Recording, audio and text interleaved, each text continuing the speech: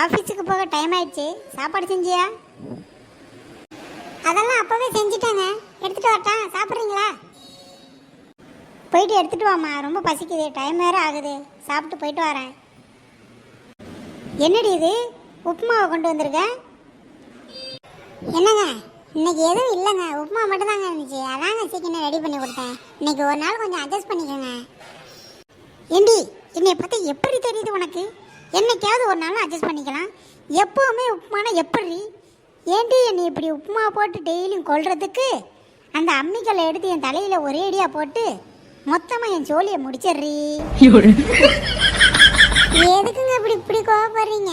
நீங்கள் தானே சொன்னீங்க ஒரு நாள் சாப்பிட்டு நல்லா இருக்குன்னு, அதனால தாங்க செஞ்சேன். அம்மா தாயே, அன்னைக்கு தாண்டி முதல் டைம் நான் உப்புமாவே சாப்பிட்றேன் என் வாழ்க்கையிலே. வேறு வழி இல்லாமல் சொன்னேன்டி, நீ எதுவும் கோச்சுக்குவ அப்படின்ட்டு. சொன்னது என் தப்பு தாண்டி. ஏண்டி, இந்த உப்புமாவை நீயே கொட்டிக்க.